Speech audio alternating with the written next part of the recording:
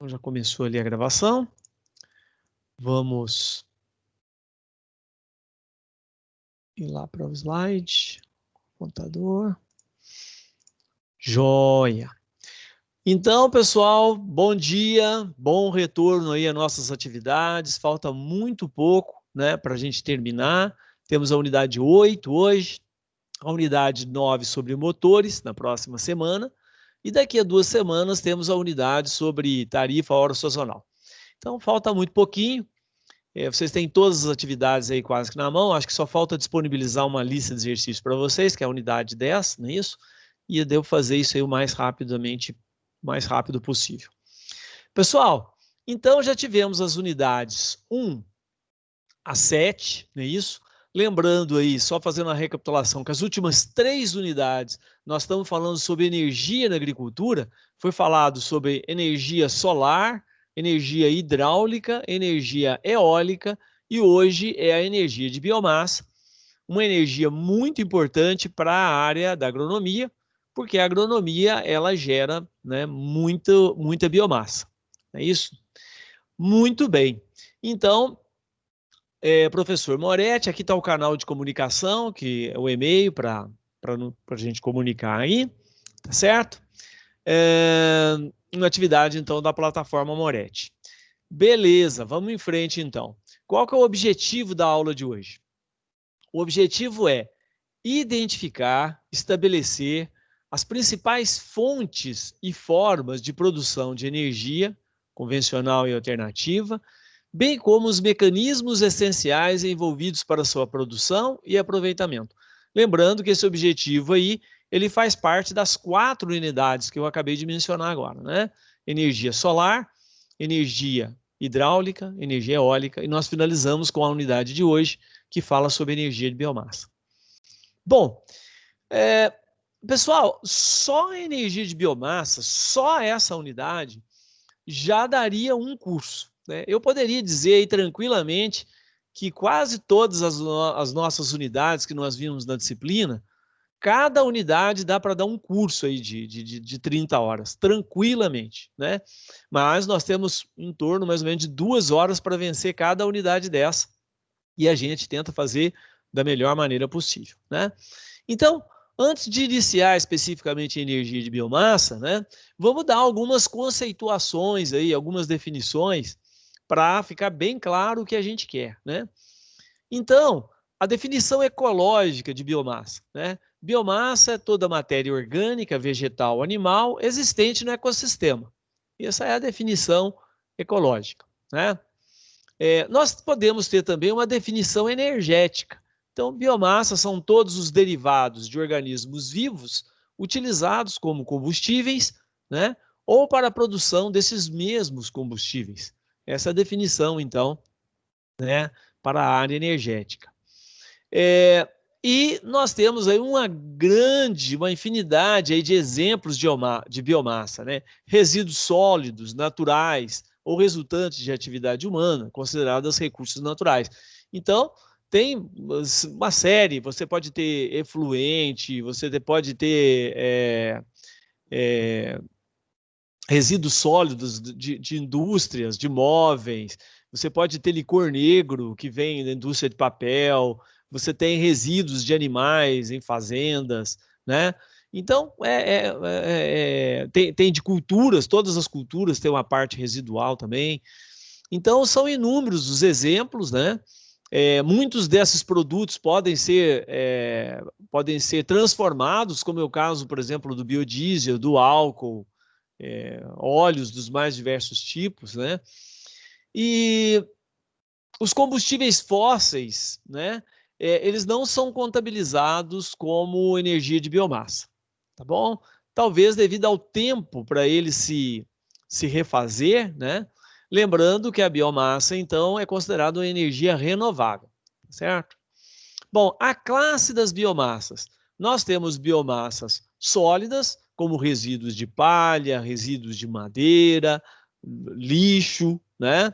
Nós temos biomassa líquida.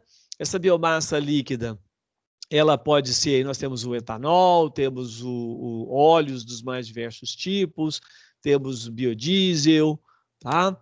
Então, pode ser líquida, e ela pode ser gasosa. E essa gasosa aí pode ser através de biodigestores, pode ser em lixões, né, onde é produzido também a biomassa gasosa. Muito bem, vamos em frente. As fontes de biomassa, né?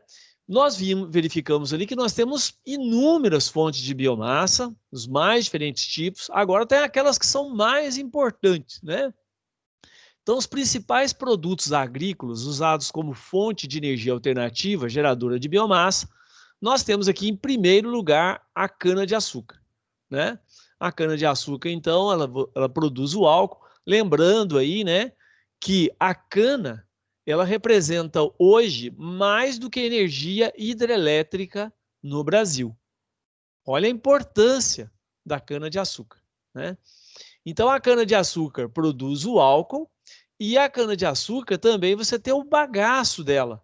Tem a casca de arroz, que é um outro problema enorme no Rio Grande do Sul, nos estados aí, né, que produz arroz.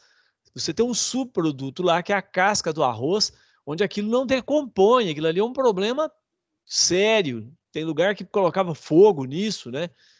Ficava aquele tempo todo enfumaçado e tal. Então, a casca de arroz, você pode produzir energia elétrica com ela. E produzir energia elétrica pode também funcionar na forma de caldeira, coisas do gênero. Nós temos também castanha e coco. Então, esses materiais aqui são bem importantes para a produção de biomassa, né? Nós temos mandioca, amidos, óleos vegetais, aí tem o dendê, babaçu, mamona, entre outros, celulose, dejetos humanos, industriais e agropecuários e madeira. Então, a madeira ainda é muito utilizada, né? Esses aqui são os principais produtos agrícolas usados como fonte energética geradora de biomassa. A biomassa, ela tem um ciclo, é considerado então algo renovável, né? Porque você tem a energia solar, você tem os vegetais então com essa energia solar, ele consegue constituir produtos onde ele armazena, ele pega boa parte, pega o CO2 da atmosfera, né? Transforma isso, e se você pegar um vegetal, por exemplo, e queimar ele, você vai ver que a quantidade de cinza que sobra é muito pouquinha. A quantidade de cinza é a parte mineral, é o que ele pegou do solo. E aquilo que foi queimado, que voltou novamente para a atmosfera, então você vê que a quantidade de matéria que ela resgata da atmosfera é muito grande. Um vegetal aí, eu não saberia dizer para vocês a porcentagem, mas a quantidade de mineral que ele pega é muito pequenininha, perto da quantidade que ele pega da atmosfera, né? Então, quando nós queimamos uma biomassa, né? O que nós estamos fazendo? Nós estamos repondo novamente para a atmosfera algo que foi resgatado, né? Então, esse ciclo é um ciclo sustentável, né? Diferente do combustível fóssil, não. O combustível fóssil, o carbono, ele foi resgatado da atmosfera, estava lá aprisionado no interior, né, do solo ou das rochas, ou lá no fundo do mar, tá certo? Ele está sendo retirado, queimado e colocando na atmosfera novamente. Então, a quantidade de carbono está aumentando, e é isso que faz aí o aumento do efeito estufa, do aquecimento global. Tá bom? Muito bem. Então, vamos em frente, né? Os produtos derivados da biomassa. Nós temos, então, o biogás, etanol, o etanol celulósico. O etanol celulósico não é uma realidade ainda, mas o dia que dominar a técnica do etanol celulósico, ele vai representar uma revolução enorme, porque o que acontece? Hoje, o bagaço da cana, ele é queimado, né? E se produz, então, energia elétrica, né, com o bagaço da cana. Com o domínio da técnica do etanol celulósico, parte desse bagaço da cana aqui vai ser produzido em álcool, né? Ele vai ser convertido em álcool. Então, isso vai representar uma melhoria da eficiência muito grande, além de outros produtos que têm celulose, que vai ser produzido etanol também. Nós temos biodiesel e carvão vegetal. Quais são as vantagens e desvantagens da biomassa? Bom, as vantagens é que ela é uma energia renovável, conforme nós comentamos ali, baixo custo, baixa emissão de gases poluentes, já que ela captura praticamente quase tudo da atmosfera, grande variedade de materiais, enorme variedade de materiais, né?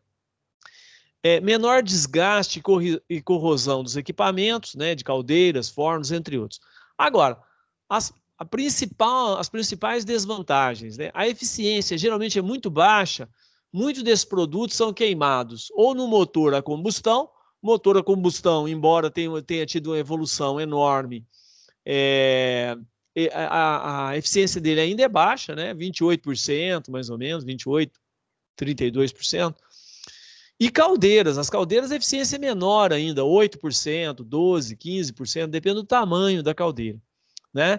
Podem emitir enxofre, que contribui para chuvas ácidas, impactos ambientais em florestas, com a realização de desmatamentos, né? Destruição de habitats e uma série de coisas. Elevado custo financeiro de equipamentos, tá? Aumento de casos de doenças respiratórias e um outro aspecto, né? Às vezes a distância, né? Você precisa de transportar essa biomassa, as distâncias são grandes, o volume é muito grande, né? O volume e peso também disso é muito grande. Muito bom. Então, dado às vezes essas dificuldades que existem da biomassa, muitas vezes ela é transformada, né? E existe então o processo de transformação da biomassa para utilização indireta, né, na produção de energia. Então, o que acontece? Eu posso fazer a transformação usando a pirólise. A pirólise seria a queima dessa biomassa na ausência de oxigênio numa temperatura altíssima, né? Então, você pode fazer essa biomassa, por exemplo, se tornar um gás, né? Pode ser no processo de gaseificação. O processo de gaseificação também é na ausência do oxigênio. Você coloca numa temperatura, mas não numa temperatura extrema como na pirólise, uma temperatura mais baixa, e você consegue, então, transformar essa biomassa em gás. Pode ser através de combustão. Na combustão, você também queima essa biomassa com a presença de oxigênio, né? Então, você pode queimar e transformar, por exemplo, carvão, coisas do gênero. Muito bem. Se bem que o carvão é feito sem a presença de oxigênio, né? Que se você coloca, ela queima, né? E a cocombustão. A cocombustão seria você pegar o carvão mineral e inserir no carvão mineral biomassas, né? De forma a você fazer uma mistura ali, tentando aproveitar. Isso chama-se cocombustão. Tá bom? Muito bem, nós estamos vendo então que o leque de opções aí é imensa, né? Como eu comentei, a unidade é enorme, tem muitas coisas que podem ser tratadas. Nós vamos tratar aqui de biomassa na agricultura. Bom, chegamos aqui no cálculo do potencial energético da biomassa. Esse material que eu estou apresentando para vocês aqui, eu peguei de um órgão governamental. Eles publicaram um livro, né? E esse livro, pessoal, olha, eu tive um trabalhão danado, porque as unidades, não apresenta a unidade, não apresenta tal. Até, inclusive, uma das fórmulas aqui, eu tenho dúvida ainda sobre a unidade, tá? Mas eu dei uma transformada, eu dei uma trabalhada, eu acho que eu cheguei num ponto bom, assim. Eu acho que dá para entender bem, de um jeito simples, porque lá estava muito complicado. Então, foi uma transformação. Esses próximos slides aí, eu acho que dá uns 5, 6 slides, é um livro, basicamente, que eu estou apresentando para vocês. Tá? Muito bem. Então, o cálculo do potencial energético da biomassa. A biomassa existente na Terra, existe uma expectativa aí, uma estimativa, de que existam 2 trilhões de toneladas de biomassa, o que dá mais ou menos 400 toneladas per capita, por pessoa, tá certo? Isso aí equivale mais ou menos a 3.000 exajoule ano, o que corresponde mais ou menos a 8 vezes o consumo mundial de energia primária, né? Que é 400 exajoule ano.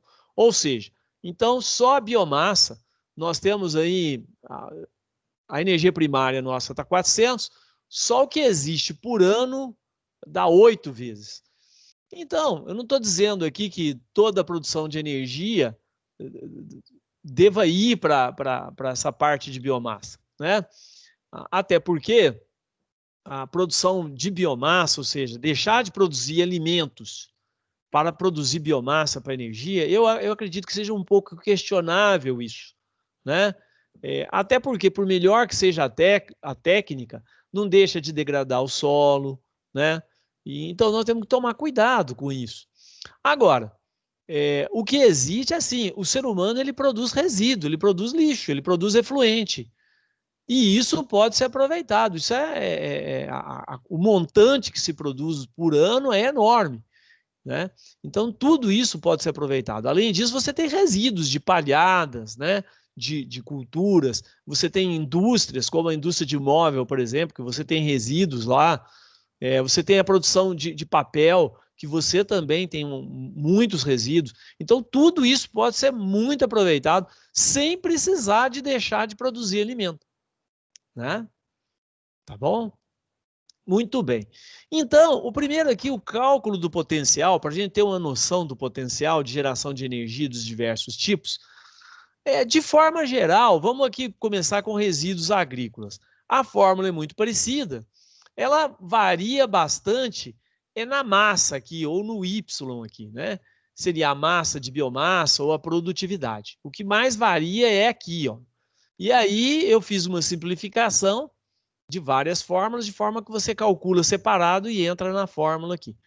Então, a potência, no cálculo de resíduo agrícola, a potência I, ela seria a produtividade de resíduo que eu tenho, que aqui pode ser casca de arroz, pode ser bagaço, né, coisas do gênero. A área que é produzida, a área I, tá? O I, pessoal, é porque pode ser mais de uma área, e pode ser mais de um produto, por exemplo, né?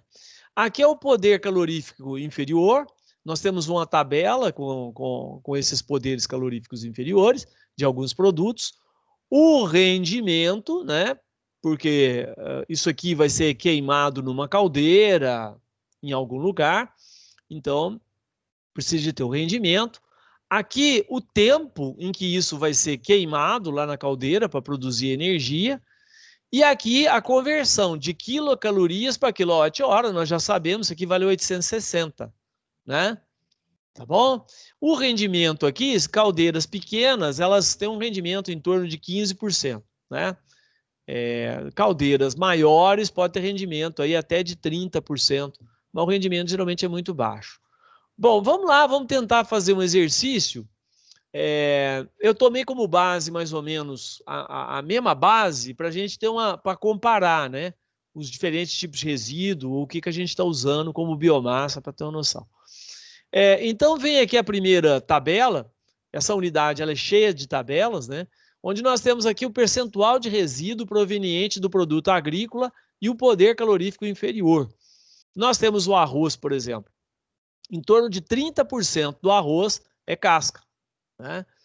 E o poder calorífico inferior é de 3.384. Bom, essas tabelas aqui, esses valores de poder calorífico, eles variam muito, pessoal. Eu fiz uma busca na internet, tentando constituir essas tabelas, né? Varia muito. Então, geralmente, a gente coloca um valor médio, tá? Ali. Depende se o material está úmido, se não está úmido, depende da composição dele. Então, isso aí é bem variável, é bem questionável, tá? Varia mesmo. Ó, o coco, 60%, o amendoim, 30%. Nós temos a silvicultura, que pode ser 15, 50, 20, dependendo, né? Resíduos deixados no campo, resíduos de preparo de madeira, né? Resíduos gerados na indústria, tá bom? Então, o poder calorífico aqui, e alguns, logicamente, não são todos, são alguns, o arroz, o coco, o amendoim, né? Silvicultura e tal. Aqui, eu também fiz uma busca na internet, eu constituí essa tabela aqui, tá bom? E nós temos aqui, ó, álcool, aparas, temos bagaço, bambu, casca dos mais diversos tipos. Então, nós estamos vendo aqui que o poder calorífico inferior, ele varia bastante, tá bom? pó e tal, tem inclusive gás aqui, ó, né? Diversos produtos aqui. Muito bem, vamos fazer então um exercício? Como eu comentei, eu tentei fazer os exercícios usando a mesma base, tá bom? Então, em uma propriedade agrícola, cultiva-se arroz irrigado em 200 hectares. A base nossa vai ser em torno de 200 hectares. Sabendo que a produtividade é de 5.915 quilos por hectare de arroz mais casca, determinar o potencial de geração de energia elétrica da casca de arroz produzida na propriedade. A conversão da biomassa em calor será realizada em caldeira pequena, 15% de rendimento. O tempo em que a biomassa do resíduo agrícola será convertida em calor nas caldeiras e turbinas será de 5 horas, 365 dias no ano, tá? Essa energia, ela pode ser usada diretamente, tá?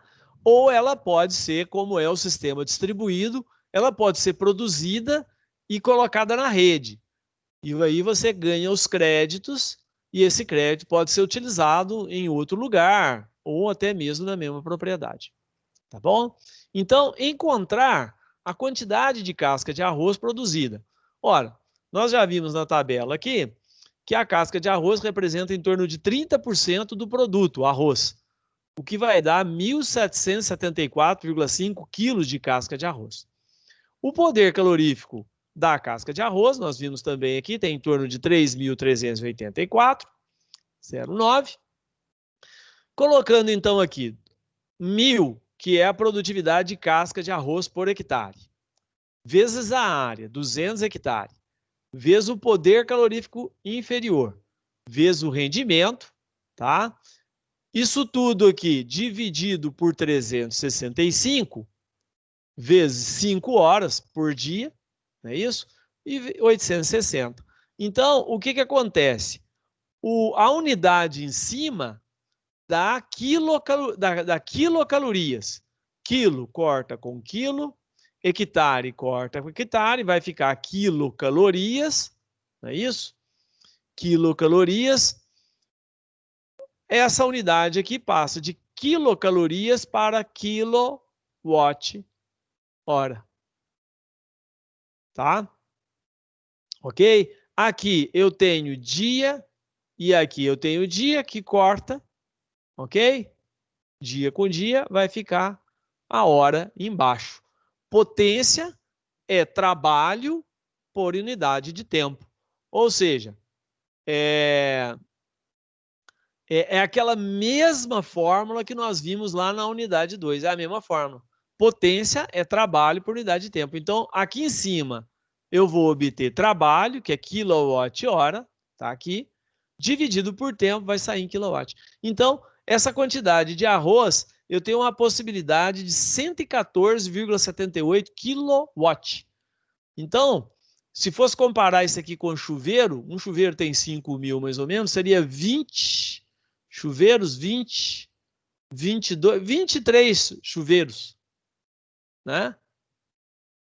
23, não, dá mais, muito mais, o que é isso? 23, não, tá certo, é aquilo, tá certo. 23 chuveiros. Uma potência de 23 chuveiros, certo? Ligados ao mesmo tempo. Ok? Isso levando em consideração o ano inteiro, né? Quer dizer, seria funcionar 23 chuveiros o ano inteiro durante 5 horas. Ok? Muito bem. Bom, o próximo seria óleos vegetais, né? Óleos vegetais e cana-de-açúcar. Lá na publicação lá era separado, eu juntei os dois, tá? Então, seria o rendimento, né? Que eu tenho do óleo vegetal, quanto de óleo vegetal, vezes a área, vezes aí a produção de óleo por hectare. Esse FC é um fator de conversão energética do produto agrícola, tá? Em quilowatt-hora por tonelada, e embaixo o tempo. Bom, nós temos então aqui na tabela 8.3 algumas informações técnicas. Por exemplo, o óleo de dendê, ele tem uma produtividade de 5 toneladas por hectare e um fator de conversão energético de 780, ou seja, kWh por tonelada, né? Nós temos a cana-de-açúcar ela depende aqui do período do ano, ela depende como se é feita a colheita, e aí você pode ter aqui isso aqui é uma média mesmo, tá? Porque nós temos que a produtividade da cana-de-açúcar pode variar muito, muito mesmo. Então, nós temos fatores aqui de conversão de 30, 60 e 120, tá? Vamos lá. Exercício. Em uma empresa, cultiva-se cana-de-açúcar em 200 hectares. O mesmo lá do arroz, né? A mesma área do arroz. Sabendo-se que a produtividade da área de 75 toneladas por hectare, sendo 50% de resíduo, determinar o potencial de geração de energia da biomassa da cana-de-açúcar produzida da propriedade. Utilizar o fator de conversão energético de 60 kWh por tonelada. O tempo de operação do sistema, que o combustível do produto agrícola será convertido em energia elétrica, será de 5 horas, 365 dias. Quer dizer, eu tentei permanecer com a mesma base. Então, eu tenho 75 toneladas por hectare é a produtividade, 50% de resíduo, então 77,5 toneladas é a biomassa de cana-de-açúcar, né? Jogando na expressão, vai ficar 37,5, 260, que é o fator, ok? Dividido pelo tempo, isso vai me dar 246,57 kW. Então, nós verificamos aqui que em relação ao arroz, né, a cana dobrou ali, né, a capacidade. Agora, logicamente, depende como é a cana, porque nós temos o fator 30 também. Se eu usar o fator 30, esse aqui cai e fica igual ao arroz. Tá? Muito bem. Vamos em frente. Os efluentes líquidos. Eu estou tentando varrer quase todos os tipos de biomassa. Tá? Efluentes líquidos. O efluente líquido, pessoal, a fórmula ela é igual a essa aqui. A diferença é esse rendimento aqui, é o produto, é a biomassa. Então, nós temos uma incógnita aqui que seria o efluente líquido. Logicamente, você não vai queimar o efluente. O efluente é para produzir metano. Então, eu tenho que achar a massa de metano. A potência é a massa vezes o poder calorífico inferior do metano, que varia muito. O poder calorífico do metano ele pode sair de 4.000 até 12.000. Tá? Quilocalorias por quilo. Geralmente, os valores mais altos, 12.000, 11.000, 10.000, o metano ele foi purificado, sabe? Ele foi filtrado. Para dar esse valor aí, ele tem que ser filtrado. Geralmente, se não é filtrado, se ele tem muita quantidade de vapor d'água nele, ele é mais baixo. Tá bom? Muito bem. Então, é a massa vezes o poder calórico dividido pelo tempo e a conversão, que seria de 860. O difícil é isso aqui, né? É a massa de metano. Então, a massa de metano ela depende do número de animais vezes a massa de esterco que esse animal produz por dia, vezes o tempo de confinamento, certo? Vezes o rendimento, porque isso aqui vai estar num digestor, vai estar em algum lugar, né? Eu tenho que ter um rendimento isso aqui. E depois multiplica, quer dizer, quilo de esterco que vai ser transformado em metano. É um fator de conversão, tá bom? Eu vou dar os critérios técnicos lá embaixo. Então, vamos ver alguns dados técnicos aqui, ó. A massa específica do metano, ela é de 0,67 kg por metro cúbico, né? Com isso, eu consigo transformar quilo de metano em metro cúbico ou transformar metro cúbico de metano em quilo, tá? Lembrando que gás, muitas vezes, ele é comercializado em quilo, né? O botijão de gás é comercializado em quilo. Bom, o poder calorífico inferior do metano foi colocado aqui como 11.000. Aqui ele está purificado, tá? Foi filtrado aqui. Calorias por quilo. Ou 13,88 kWh por quilo. Aqui o que ele consegue produzir de energia elétrica por quilo, né? Esse é o trabalho dele. Muito bem, nós temos aqui uma tabelinha onde mostra aqui suíno, bovino, equino, aves, né? A quantidade de esterco que eu tenho por dia por animal, porque entrou o animal aqui, né? E a massa de esterco que ele produz. Então, eu tenho aqui na tabela, logicamente, são valores médios. O rendimento para transformar esterco em biogás, tá certo? Então, 1 kg de esterco transforma, então, dá 0,1 kg de esterco, transforma em 0,62 kg de biogás. Lembrando que o biogás não é o metano, não é isso? O biogás não é o metano. O biogás ele tem outros gases lá dentro dele, tá? E aqui, então, eu converto o biogás em metano, certo? Então, 1 kg de biogás, eu tenho 0,66 de metano, certo? Ou seja, 66%. Veja bem que o metano é o principal elemento do biogás, mas ele não é tudo. Você tem CO2, você tem outros gases lá dentro, tá? Então, ficou mais ou menos nessa média, em torno mais ou menos de 60%, tá? É a quantidade de metano que eu tenho no biogás. De posse disso, então vamos lá. Tem-se 50 equinos que são tratados e cuidados ao longo de 365 dias na mesma propriedade. Os efluentes líquidos dos animais serão utilizados para produzir gás metano. Lembrando, pessoal, esses 50 equinos aqui, eles estão confinados, né? Porque se você colocar o equino no pasto, você não consegue aproveitar isso. Então, tem que tomar cuidado com isso. Tem que ter uma estatística lá, verificar o quanto que ele produz. Geralmente é 1/3. Se não for confinado, você consegue aproveitar apenas 1/3 desses resíduos. Os efluentes líquidos dos animais serão utilizados para produzir gás metano. O tempo de operação do sistema em que o metano será convertido em energia elétrica será de 5 horas, 365 dias, permanecendo na mesma base, né? Então, encontrar a massa de metano no período analisado. Então, na tabela 8.4, tem-se que o equino ele produz 12 quilos por animal. Tá aqui, ó. O equino é danado, né? O suíno 2,22, 10, 12, ele produz bastante mesmo. 12. Animal. O rendimento, tá? Vamos considerar aqui, ó, 0,048 kg de biogás por quilo de esterco. Esse é o nosso rendimento.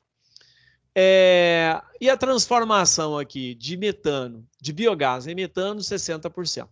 Então, vamos achar a nossa massa, que seria isso aqui, né?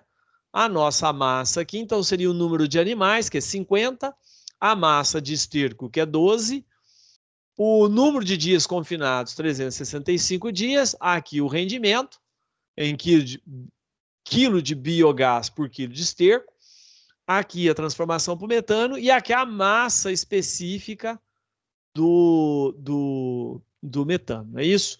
Que dá 6.307,2 kg de metano por ano. Achei a massa por ano, tá bom? Eu tentei, pessoal, dentro da nossa apresentação, dentro do manual, o rendimento ele é adimensional, mas colocando o rendimento adimensional, a gente não tem noção de quem está cortando com quem. Então, eu tentei colocar, e aí a dificuldade, né? Colocar o que é. É quilo de biogás por quilo de esterco. É adimensional, mas são duas coisas diferentes, né?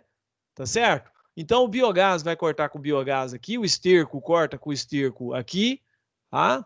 Então, inclusive uma dessas fórmulas, eu acho que é essa aqui, eu tenho dúvida ainda sobre uma das unidades. O cálculo da potência, então, é a massa vezes o poder calorífico dividido pelo tempo, que está aqui, e a transformação de quilocalorias para quilowatt-hora, que dá 48 kW. Ou seja, daria em torno mais ou menos de 10 chuveiros, tá? Funcionando durante 5 horas, 365 dias no ano. Tá bom? Se o sistema for distribuído, você pode vender essa energia produzida, vender não, né? Trocar por créditos com a concessionária. Se o sistema não for distribuído, aí a logística já é um pouco mais complexa, né? Para produzir tudo isso. Vamos lá. Efluentes líquidos domésticos e comerciais.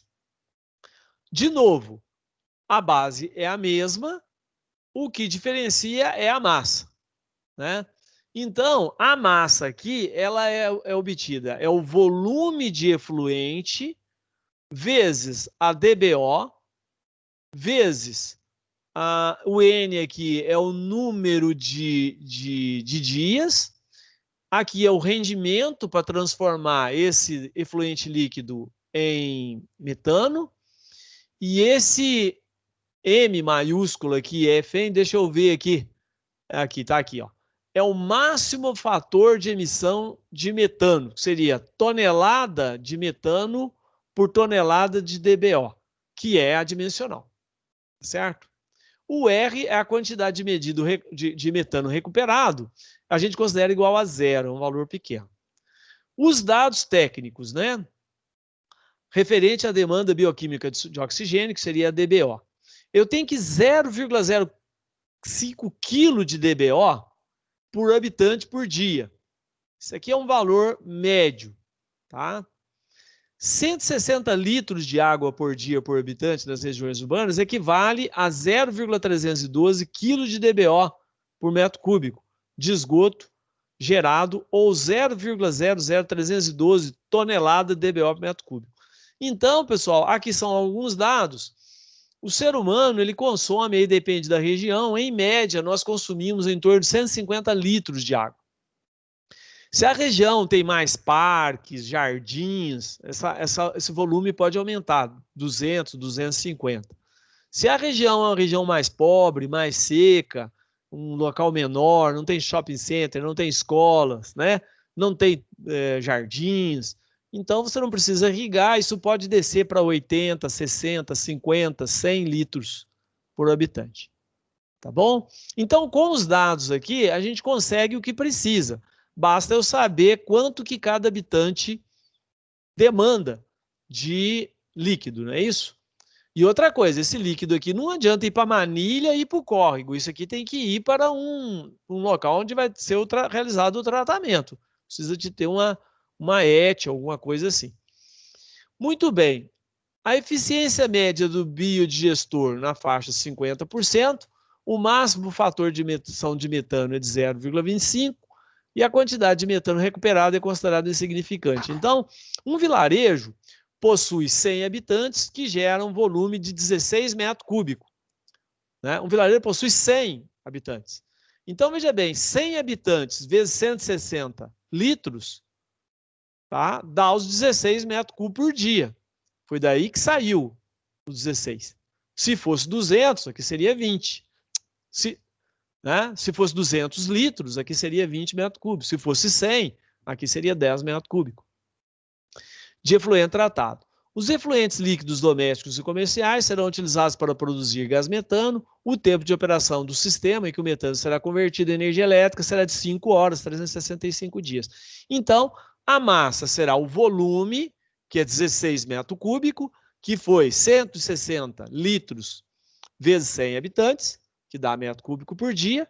Aqui é o DBO por metro cúbico de efluente dessas pessoas, o tempo, que são 365 dias, o rendimento para transformar o efluente em biogás, tá? E aqui para transformar, né, a DBO em metano, né? O cálculo aqui é da DBO em metano. Muito bem, deu 227,76 kg de metano por ano. Tá?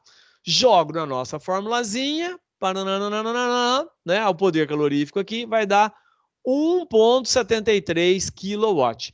Dá menos de um chuveiro, dá quase que 2/5 de um chuveiro. Então, nós estamos verificando que o efluente, em relação aos outros materiais, ele produz bem menos, né? Agora, eu tenho aqui 100 pessoas. Nós temos aí no mundo 7 bilhões de habitantes. Então, a possibilidade é enorme, né? Mas, comparando o ser humano com o cavalo, né, com o equino lá, a diferença é brutal, né? certo? Consegue produzir muito mais. Mas também, pô, né, o equino é 12 quilos, 12 quilos de esterco por dia, né? A quantidade nossa é bem menor. Muito bom, vamos lá. E o mais difícil deles, né? Esse aqui falta dados, pessoal, não tem muita informação, né? Que seria o resíduo sólido. O resíduo sólido, então, é o seguinte: é a massa, a mesma fórmula, eu preciso de achar a massa de metano que eu consigo obter a partir do resíduo sólido. Então, vai ser a massa de resíduo vezes o número de dias. Aqui eu vou ter que ler. É FCM. O FCM aqui é o fator de correção do metano, que é dimensional. Essa unidade aqui ainda, embora seja dimensional, é a unidade. Eu não sei quilo com quilo de quê aqui, tá?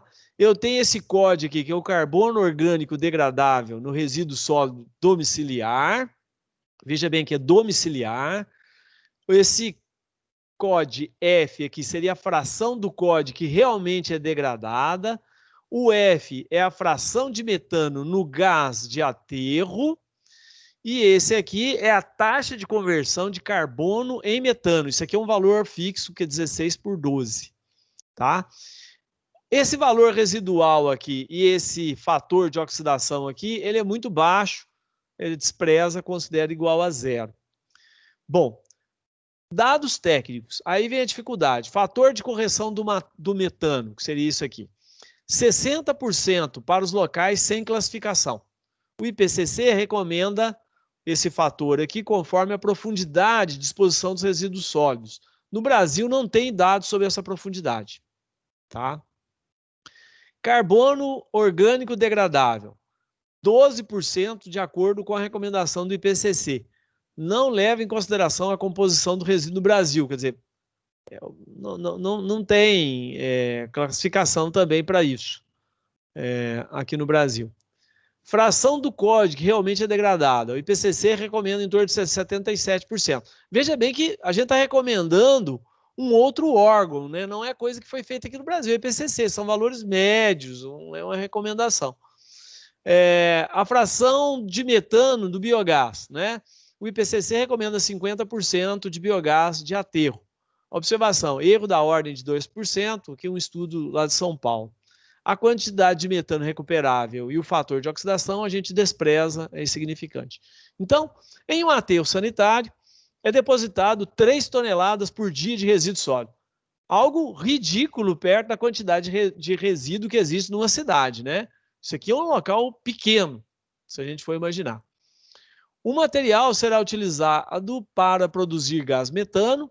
O tempo de operação do sistema em que o metano será convertido em energia elétrica será de 5 horas, 365 dias. Sendo assim, vamos lá, encontrar a massa de metano no período analisado. Então, eu tenho que a massa vai ser 3 toneladas de resíduo por dia, vezes 365 dias é o período.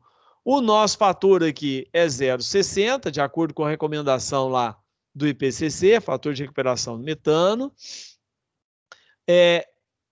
A parte que é transformada em metano vai ser 0,12. Aqui, esse fator 0,77, 0,5 e aqui o último aqui, que seria essa relação. O resto zero dá 40,47 tonelada ano. Tá?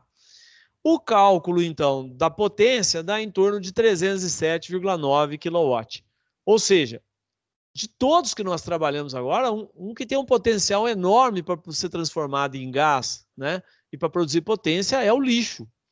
Então, nós temos alguns bancos aí, algumas agências não, nós temos alguns bancos que eles investem, eles pegam esses lixões, eles constroem uma usina de tratamento ali para a produção de gás, né? Eles fincam as canalizações nos aterros para o gás ir até um determinado local, refinam, produz energia e ganha créditos para agências bancárias deles. Então, isso já existe no lixão em São Paulo e tal. Só que é complicado, né? Existe risco de explosão, tem que ser um troço técnico, né? Bom, pessoal, esse material aqui do lixo é o mais complicado de trabalhar, é o que falta mais informação. mas eu acho que eu consegui aí dar uma ideia, mais ou menos, de como obter a potência a partir dos resíduos de biomassa, pelo menos dos principais. Não é isso? Bom, nós temos aqui as tecnologias de aproveitamento térmico da biomassa. Não vou entrar em detalhe aqui, até porque é um diagrama aqui que envolve muitos produtos, né? Para chegar aqui, etanol, combustível, né, líquida, calor, lenha, carvão. Então, nós temos aqui vegetais lenhosos, resíduos orgânicos, um fluxograma aqui mostrando as possibilidades de aproveitamento térmico da biomassa, né? Aqui é algo que a gente já falou, né? A gaseificação, pirólise, combustão direta, liquefação, né? E assim por diante. Bom, uma vez então que nós falamos como obter a potência, né? Nós sempre fazemos isso, nós verificamos o potencial, depois verificamos o quanto que existe no mundo. Agora, ao contrário da energia hidráulica, da energia solar, energia eólica, isso é bem quantificado, a energia biomassa ela é usada de diferente maneira. Pode ser usada fogão a lenha, esse tipo de coisa. Não tem como quantificar isso, é muito difícil. Então, a estatística ela é muito furada, né? Então, nós temos aqui, vamos falar alguma coisa sobre o potencial energético, né? 14% de todo o consumo mundial de energia primária vem de biomassa. Essa é a estimativa. Nos países envolvidos, ou nos países mais pobres, esse percentual pode chegar de 34% até 60%. Você tem países na África onde a biomassa representa 60% da energia que eles utilizam. Tá? E aqui, então, nós temos o consumo de biomassa em regiões do mundo, né? Em megatoneladas de equivalente petróleo, certo? Aqui, então, é o valor da biomassa, outros, o total e o quanto que representa de biomassa nesse país. Então, nós temos aqui a China, a biomassa para a produção total de energia equivale a 24%, o leste asiático 25%, a Ásia Sul, que é mais pobre, Laos, Vietnã, 56%, América Latina, 18%, a África, 60%, países de desenvolvimento, 34%, países da OECD, né, são países mais ricos, 3%. Tá bom? Então, nós temos aqui a média no mundo, né? O valor, média no mundo ou somatório aqui? Deixa eu ver. Não é o somatório aqui, que é no mundo, biomassa no mundo. Aqui outros. Beleza. Então, deu uma ideia aí. No Brasil não existe uma estatística consolidada sobre isso. Então, vamos mostrar mais ou menos aqui a rota da produção do etanol. O etanol ele é responsável por grande parte da biomassa no Brasil, né? Então, nós temos aqui a biomassa total, ela equivale mais ou menos aqui a 92,7 megatonelada de equivalente petróleo, né? Isso aqui é transformado, então, vem em biogás, biodiesel, produtos da cana-de-açúcar, olha só, dos 92, 47,9, ou seja, é mais do que 100%, não é isso? E aqui madeira e carvão vegetal, 24. Então, a cana e a madeira e o carvão vegetal, elas representam a grande maioria da biomassa no país, né? Então, nós temos aqui que da cana-de-açúcar, 14,2 é etanol, 37 é o bagaço. A Kátia me escreveu um e-mail, né, perguntando o que é resíduo, né? Eu falei, ô Kátia, que dificuldade de responder isso aí. O que é resíduo, né? Para mim, o resíduo é um subproduto da atividade principal. No entanto, ao longo do tempo, isso pode mudar. E aqui é um exemplo. Para mim, o bagaço é um resíduo para a produção de álcool. Só que se a gente olhar aqui, o bagaço se tornou uma atividade talvez mais importante do que o álcool, né? Para a produção de energia. Ele equivale a 31,7 megatoneladas de equivalente de petróleo. Então, ele é tão importante ou mais importante do que o próprio álcool ou do que o açúcar, né? Então é meio complicado falar isso, o que é resíduo, né? O bagaço era um resíduo, mas não é mais, né? Ele não é algo alternativo mais. Ele é ele é a atividade mesmo para gerar energia. Ela ocupa boa parte lá da matriz energética, certo? Então, esse bagaço aqui, ele vai produzir eletricidade e, está vendo tracejadinho aqui, que seria o etanol de segunda geração. É algo que está em desenvolvimento, mas o dia que conseguir fazer com eficiência e dominar toda a técnica, produzir aí o etanol celulósico, olha, aí a coisa muda bastante de figura e vai melhorar muito, né? Nós vamos conseguir produzir álcool de vários produtos aí, não só do bagaço. E o carvão, né, vegetal, que produz eletricidade, mas a grande parte produz calor. Eu não sei se vocês sabem, pessoal, mas para produzir o aço, né, para produzir o aço, existe o ferro gusa, né? O ferro gusa é ferro, certo? Qual que é a diferença do ferro gusa para o aço? O aço tem carbono. Então, isso é feito a altíssimas temperaturas. Geralmente eles colocam cal, pedra de cal, calcário, para fazer com que essas temperaturas atinjam valores muito altos dentro dos fornos. E é necessário, então, muito carvão para a produção de aço, para colocar o carbono. É essa quantidade, essa proporção de carbono que vai fazer o aço ficar com melhor ou menor qualidade. Então, aço tem que ter carbono, tá? Para você conseguir aquelas lâminas, por exemplo, que não perde fio e tal, aquilo ali é uma peça feita de aço com a proporção bem adequada de carbono. Essa aí é para produção, então. Então, o Brasil tem muitas mineradoras e precisa de carvão para produzir aço, tá? Por isso precisa tanto para calor. Tá bom? Muito bem, vamos em frente. Então, aqui nós temos alguns slides. Essa publicação que eu tirei lá do governamental, ela tem um monte de mapas mostrando onde estão as biomassas, né? Que chama Mapa de Biomassa no Brasil. Aliás, são duas publicações diferentes, que não são do mesmo órgão. Então, nós temos, por exemplo, aqui o potencial de geração de excedente de energia elétrica no setor sucroalcooleiro. Então, o grande é São Paulo, né? Nós temos aqui o Paraná também, o Oeste aqui, região de Paranavaí é uma grande produtora de cana, Minas Gerais, Goiás, Mato Grosso, Alagoas, e aqui, de acordo com a cor, o potencial em megawatt, tá? Poxa vida, como é que o cara conseguiu esse valor aqui? Nós já demos uma dica, nós mostramos as equações lá atrás, com aquelas equações, com a produtividade que você tem aqui, você tem a Secretaria de Agricultura do Estado, você faz o levantamento.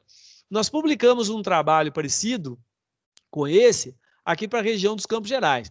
Na verdade, o trabalho até não era meu, o trabalho era do Volney, onde ele levantava, ele queria saber o quanto no plantio direto, quanto da palhada do plantio direto poderia ser queimada, sem prejudicar, logicamente, o plantio direto. Então entrou a Letícia fez um trabalho junto com ele lá, e ela me procurou e eu fiz o trabalho junto com ele. Aliás, o Volney é um grande parceiro aí, não só desse trabalho, de outros trabalhos também. A gente trabalha junto. E aí a gente levantou ali para a região dos Campos Gerais o potencial de biomassa ali, né, de energia para ser produzida com os resíduos do plantio direto, aqueles resíduos que não fariam falta para o plantio direto, o excedente você tiraria, tá? Então, é dessa maneira. Aqui nós temos o potencial de geração de energia elétrica com resíduos florestais, São Paulo, Paraná, né? Nós temos aqui Minas Gerais, Bahia, Rio Grande do Sul, e curiosamente essa outra região aqui, um valor bem mais baixo. Aqui porque concentra a maior parte da população, né? Muito bem. Resíduos florestais, esses resíduos florestais vêm da silvicultura. Vamos em frente. Aqui nós temos o potencial de geração de energia de óleo de palma, que é o óleo dendê. Então, basicamente, é essa região aqui, né, no norte do país, tem um pouquinho aqui do Amazonas, um pouquinho aqui também da Bahia. No resto, Paraná não tem dendê, né? Então, vamos lá. Aqui nós temos potencial de geração de energia elétrica com casca de arroz.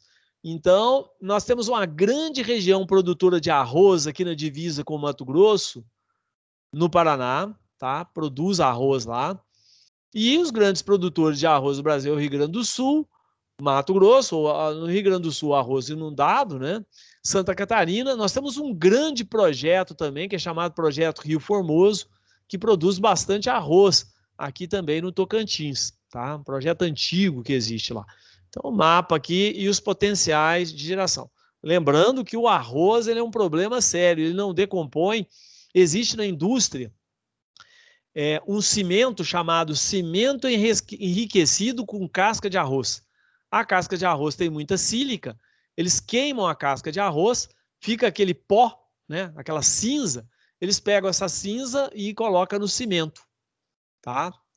Então, essa sílica junto com o cimento lá, chamados cimento enriquecido com casca de arroz. Beleza? Nós temos aqui, então, o potencial de geração de energia elétrica com casca de castanha de caju, não poderia ser diferente, né? O Nordeste ali é o grande produtor de castanha de caju e tem caju. Nas outras regiões o valor é muito baixo, é zero, né? Certo? Então, essa região. Bom, ainda tem mais um mapa aqui, que seria a casca de coco da Bahia. Então, a casca de coco, Bahia, o Pará, Ceará. Então, a região norte, a região nordeste são os principais, certo? O resto aqui é zero. E beleza. Bom, embora eu tenha apresentado alguns mapas aqui, eu só apresentei aqueles que seriam mais importantes, né? Inclusive em valores, em megawatt. Mas lá tem um monte de mapa, tá? Tem de tudo. Tem cultura da soja, tem de todas as culturas, milho, que são as palhadas, né? Então, ela é mais diversificado. Eu só apresentei alguns aqui. Inclusive, esses mapas aqui, eles são bonitos, mas lá no manual ficou preto e branco, ficou muito feio lá, né? Muito bem. A capacidade instalada, não é isso? Ao contrário de outras fontes, não existe um ranking mundial dos maiores produtores de biomassa e capacidade instalada. Então, não existe um ranking. Tem uma tabela aqui, né? E a produção de energia a partir de biomassa, o maior produtor é os Estados Unidos. Mas por quê? Caramba, eles são muito consumistas, eles devem produzir muito lixo. Eu tenho alguns vídeos interessantes que eu recebi pelo WhatsApp, está guardado, eu preciso colocar isso, organizar isso lá na plataforma nossa, né, no YouTube.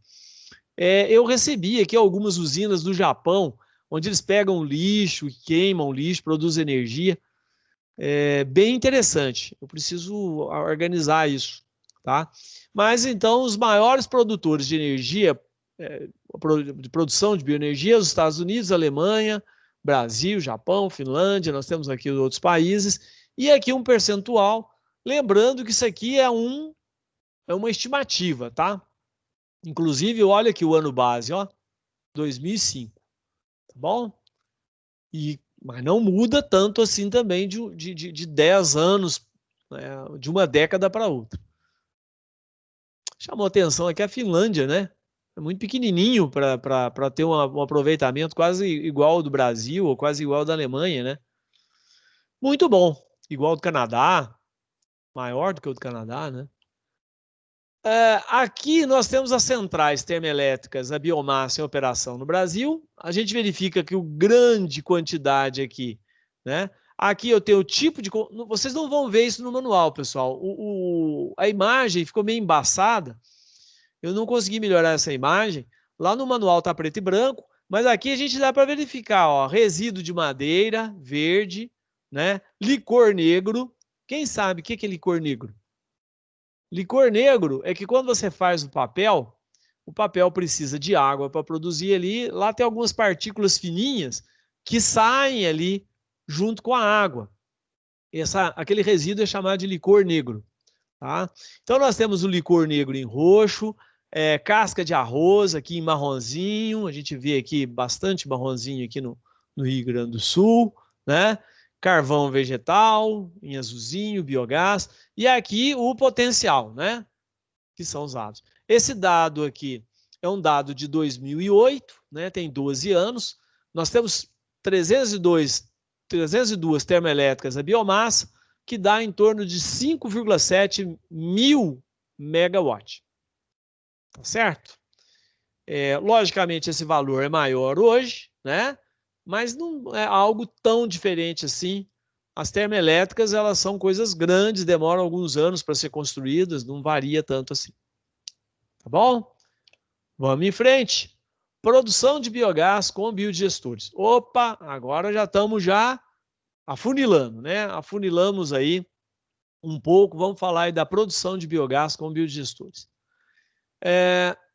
Vamos caracterizar o biogás. Pessoal, o biogás aí é uma coisa mais aí para a área de biologia e tal. Não é algo que eu domino tanto, mas vamos lá.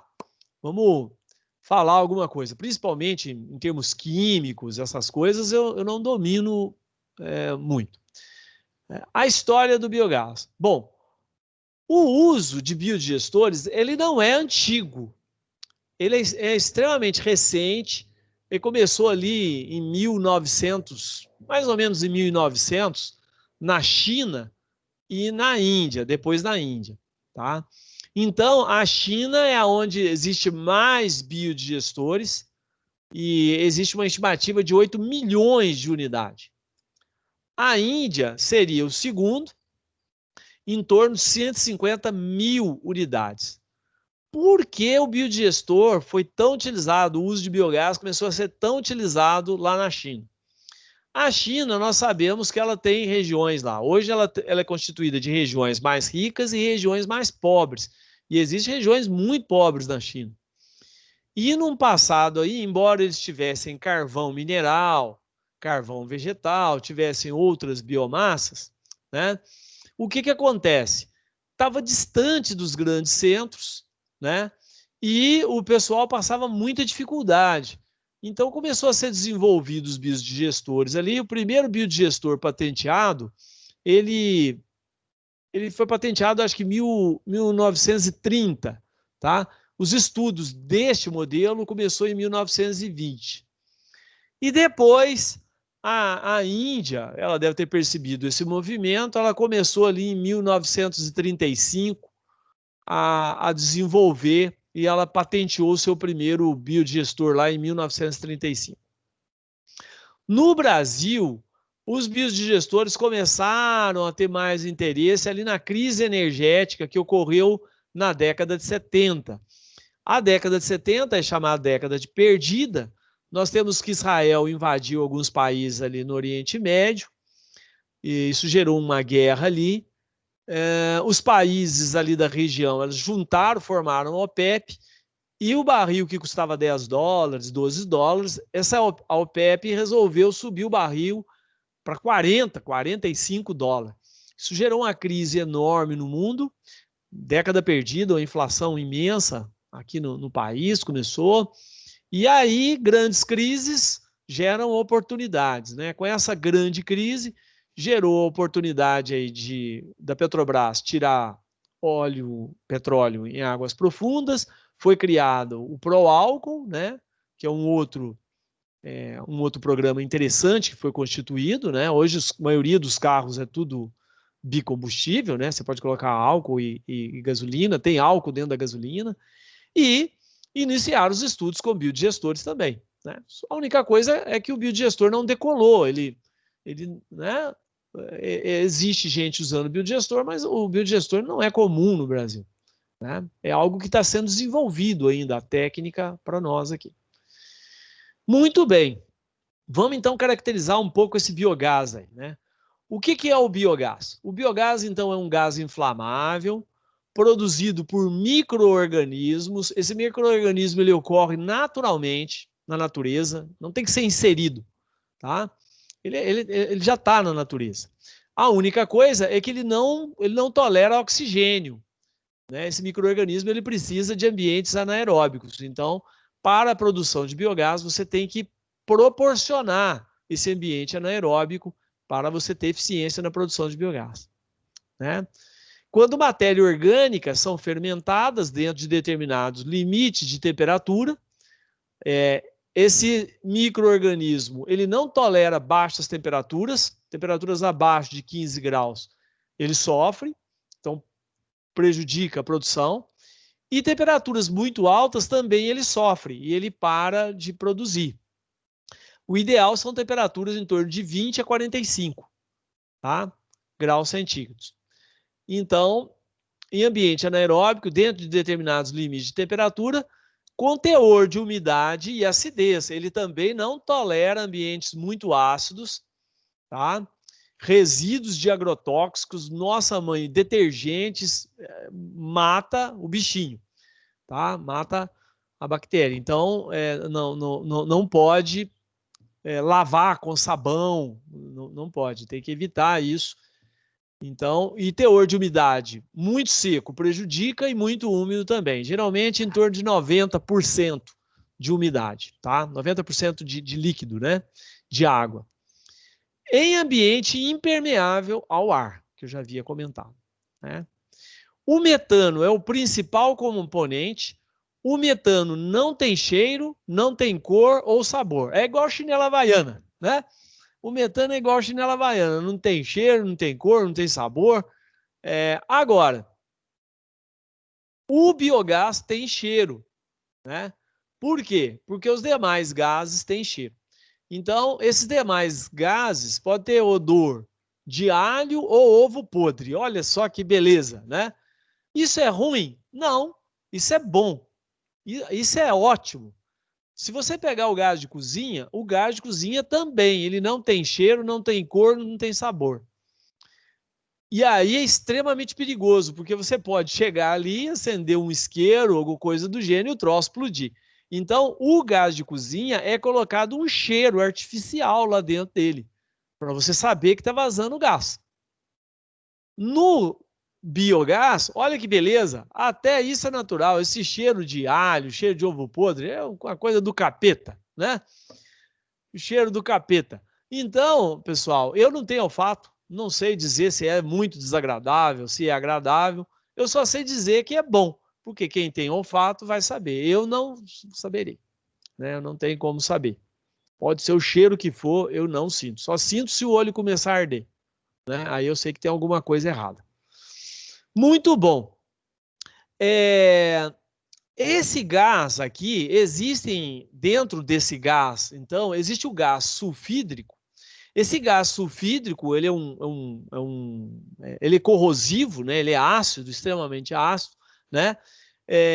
Então, o biogás, ele precisa de um tratamento para ele se tornar menos corrosivo. Senão, se você colocar, ele pode corroer, né? Corroer o motor, ou corroer as partes, ou corroer a tampa do biodigestor e tal.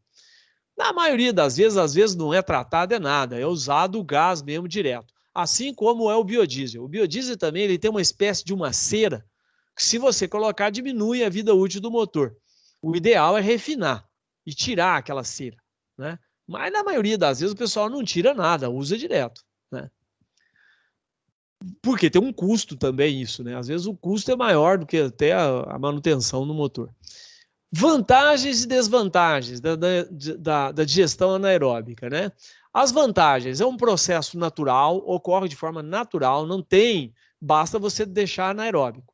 Requer pouco espaço, reduz volume, nós já falamos que a biomassa tem um grande volume, então reduzir o volume é algo interessante, né? Reduz a emissão de gás de efeito estufa, tá? Por quê?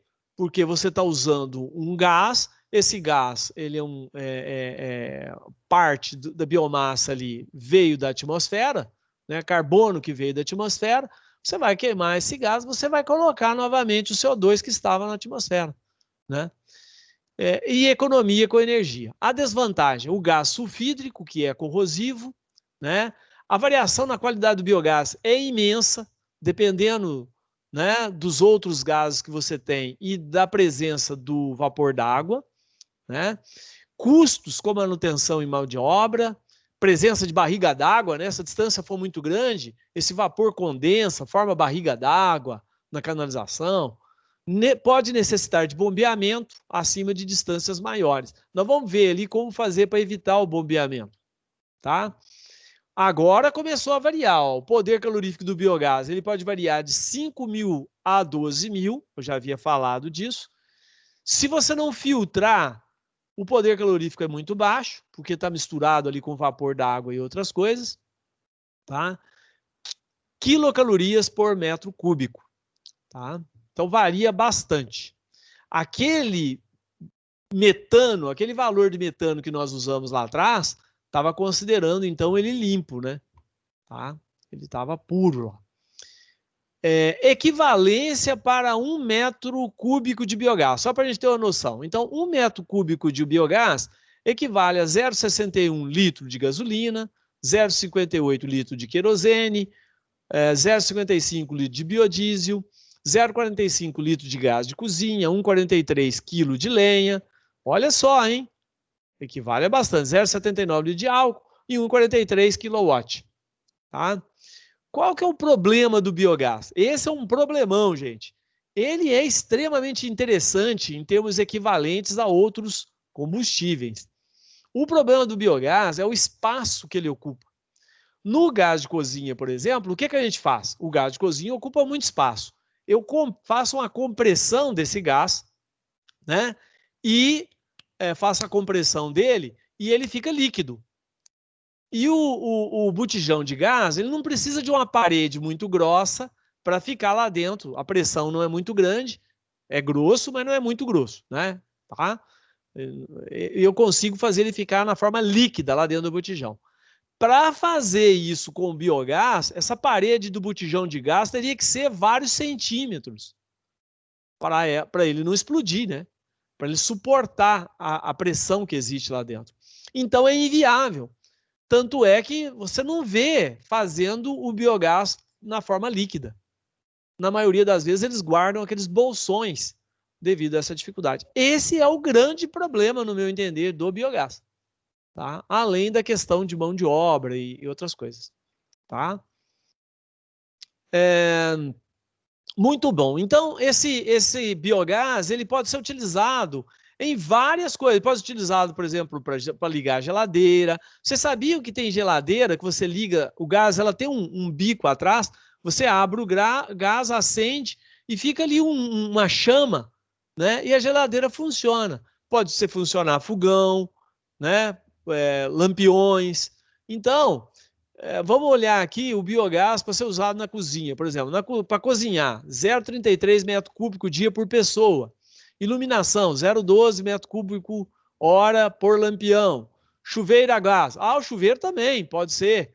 Né? No passado, antigamente, tinha chuveiro a gás, mas você ia lá e acendia no chuveiro lá a chama.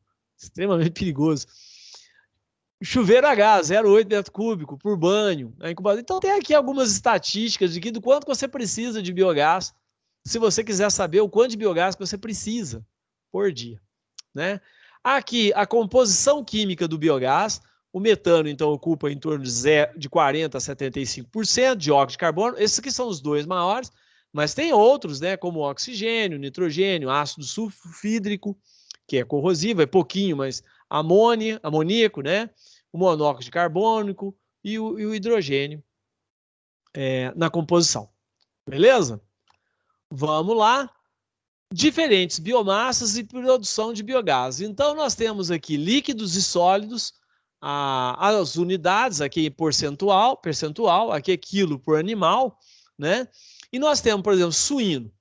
O suíno, ele produz em torno de 5,1% por dia do seu peso vivo.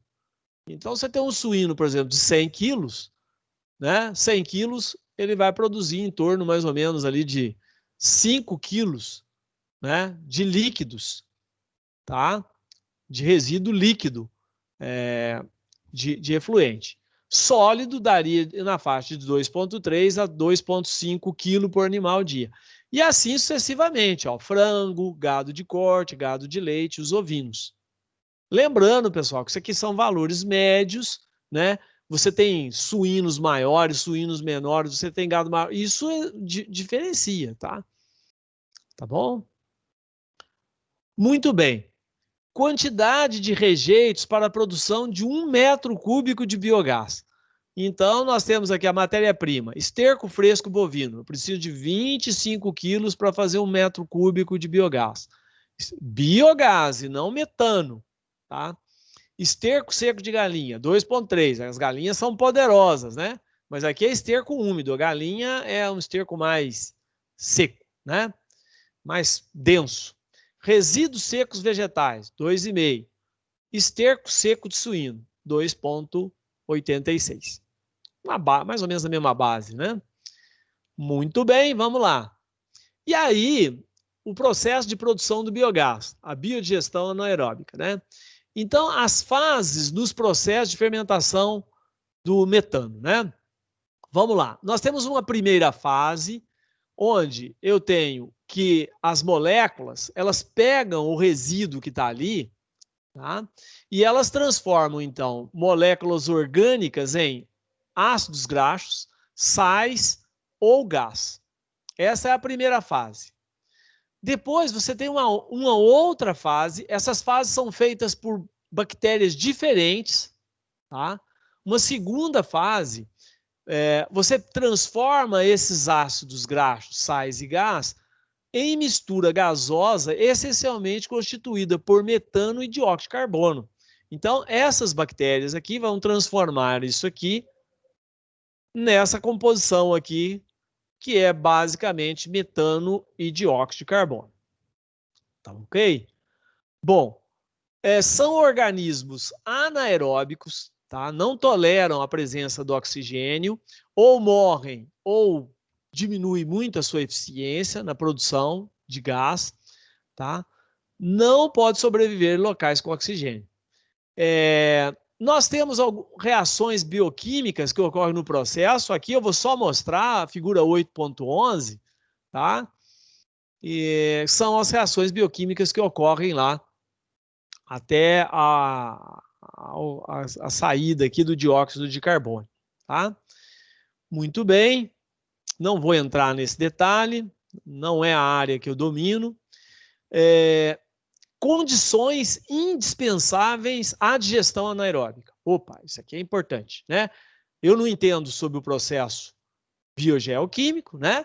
Mas eu sei o que eu preciso fazer para garantir esse processo, tá bom? Que ele seja bom para melhorar a eficiência. Então, impermeabilidade do ar. Ou seja, se você deixar entrar ar, o micro-organismo deixa de produzir gás metano e passa a produzir CO2. Certo? Temperatura, 20 a 45 graus. Já havia falado isso, né? De 50 a 65, deixa de produzir gás metano. Tá? Nutriente. A relação ideal carbono-nitrogênio é 20 para 1, 30 para 1. Né? Para quem está acostumado isso aí, fazer humus, né? Fazer humus lá, tem uma relação carbono-nitrogênio ideal. O teor de água, em torno de 90% do conteúdo total. O pH, entre 6,6 a 7,6. Abaixo ou acima, prejudica. Substâncias tóxicas. Detergente e outros produtos químicos. Tá? Então, no meio rural, existe muito produto, né? Químico, nós temos defensivos. Então, tem que tomar um cuidado danado, porque se isso chegar ao biodigestor, você vai ter problema com a morte das bactérias. Tá certo? Bom, pessoal, esses aspectos aqui levam a uma variedade enorme de eficiência dos biodigestores. Eles variam muito, né? Eu lembro uma vez, tinha uma dissertação sendo desenvolvida ali com o professor Jair, de um rapaz lá que queria avaliar um monte de biodigestor. 30 biodigestor. Eu falei, rapaz, o troço é muito complexo, você não vai conseguir. Pega um biodigestor. Biodigestor estuda a fundo, 1, 2, você não vai chegar a nada. Isso eu comentei no projeto dele. Ixi, ele achou ruim e tal. Moral da história, acabou que não chegou em nada, perdeu o mestrado, não conseguiu fazer. A variação é muito grande, a temperatura oscila Varia muito. Então, como é que você vai saber se o biodigestor está diferente? É muito complexo isso. É melhor pegar um, estudar um, do que pegar um monte e não chegar a nada, né? E ele realmente perdeu o mestrado dele, ele não chegou a nada, não chegou a desenvolver a dissertação de mestrado dele. Bom, agora então chegamos nos tipos de biodigestores. Existe uma grande variedade de modelos, mas para nós, basicamente, um modelo ou dois vão ser importantes, né? A digestão, então. O que os biodigestores fazem? Os biodigestores, eles fazem a digestão. A digestão é a degradação da biomassa por micro-organismos, tá? E o que é o biodigestor? O biodigestor nada mais é do que uma câmara ultra simples onde se realiza o processo bioquímico da biodigestão, que é esse processo aqui, que eu não entrei em detalhes aqui, tá? Mas basicamente está aquilo que eu falei, ó, ácidos graxos, né? Tá aqui, ó. Beleza. Muito bem. Então, nós temos vários tipos de biodigestores para fazer isso aqui, para fazer essa digestão, tá? Os biodigestores, eles podem ser industriais, pode ser urbano e pode ser agrícola. Como eu não estou no meio industrial e urbano, eu vou falar daqueles mais importantes, não todos eles, os mais importantes, para finalidades agrícolas, tá certo? Bom, levando em consideração, então, esses biodigestores agrícolas, e por não dizer também o industrial e urbano, não vai diferenciar muito, nós temos os principais componentes ou parte desses biodigestores. Os principais é o tanque de entrada. Eu vou ter que colocar a matéria orgânica e ela vai ter que entrar. Então, eu preciso de um tanque de entrada. Eu preciso de um tubo que vai desse tanque até o digestor. Eu preciso do digestor, que é onde o material vai ficar por um determinado número de dias, tá? Eu tenho o septo. O septo, geralmente, ele pode ser utilizado para direcionar, tá? Para direcionar essa matéria orgânica. Muitas vezes pode nem ter o septo. Eu acho que nos vídeos que nós assistimos nem tem o septo. Os vídeos que estão disponíveis lá. Nós temos um gasômetro, que é onde acumula o gás e às vezes onde ocorre a pressão para que esse gás saia, né, do digestor e vá até o local onde eu quero gastar esse gás. Então nós podemos ter um gasômetro, nós vamos ver aqui como fazer para ele ficar um pouco mais eficiente, que é o modelo indiano, né? O tubo de descarga, uma vez que atravessou o digestor, você tem o tubo de descarga do outro lado, né? E você tem o leito de secagem, um espaço que funciona como um tanque de saída, um pouquinho maior, geralmente 3 vezes maior do que o tanque de entrada, e pode também ter tipo um terreiro, né? Onde você faz o leito de secagem para essa biomassa, que houve a digestão dela, para ela secar, ou ela pode ser lançada líquida também, né? Como um biofertilizante. E a saída do biogás. Né? A saída do biogás é a canalização que vai estar ligada aqui a esse gasômetro aqui. Bom, então vamos ver figura, porque agora são várias figuras, né? Nós temos aqui, ó. Quanto aos tipos, então, nós temos os biodigestores horizontais e os verticais. Podem ser de alvenaria ou concreto, plástico, lona, metal, fibra de vidro. Nós temos muito a desenvolver ainda nos biodigestores. Igual piscina. Piscina antigamente era uma dor de cabeça fazer uma piscina, rachava, a água da piscina vazava. Hoje a piscina se tornou algo fácil. Você faz ela com fibra de vidro, né? Ela é comprada, pronta. Se tornou uma facilidade. Você faz só o leito ali para condicionar ela. Isso no futuro talvez venha também com biodigestor. Você vai lá e compra um biodigestor, já vem pronto, você vai lá e apenas faz a instalação dele, né? Isso com o tempo, talvez, ao invés de fazer de tijolo, fazer de concreto, coisa do gênero, você compra ele pronto. Então tem vários materiais que podem ser feitos. O único problema é que vai ficando caro, né? Você compra isso, é caro. Quanto ao carregamento, nós temos duas formas. Ele pode ser descontínuo, que seria na forma de batelada, e contínuo. O de forma de batelada, você tem uma trincheira, que seria isso aqui. Você enche essa trincheira aqui, então, com a matéria orgânica, né, que você vai colocar aqui. Você enche e fecha. Fecha.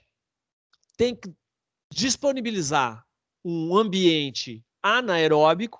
Essas bactérias elas vão começar a trabalhar aqui, geralmente com 15 dias, entre 15 e 20 dias, vai começar a produção do metano. Lembrando que existem duas fases, né? A primeira fase seria uma degradação, que vai fazer ácidos graxos, sais, né? E outros compostos. E depois vem a segunda fase, que é a produção do biogás especificamente. Então, isso ocorre 15, 20 dias. Se você fizer isso uma batelada só, ou seja, esquece dessa aqui, a sua produção de gás ela vai ser intermitente. Ela vai ser intermitente. Então, um período você vai ter muito gás e outro período você não vai ter gás. Para evitar isso, você pode fazer 2 trincheiras, 3 trincheiras, 4 trincheiras. Então, de forma que você normaliza essa produção do biogás. Não é isso?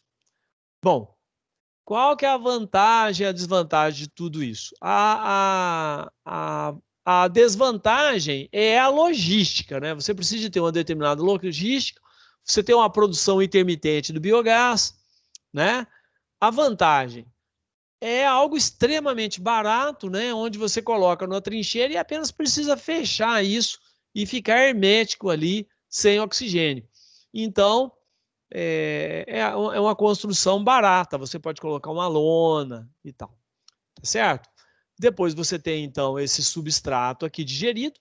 Isso aqui é um excelente fertilizante, não é isso? Natural.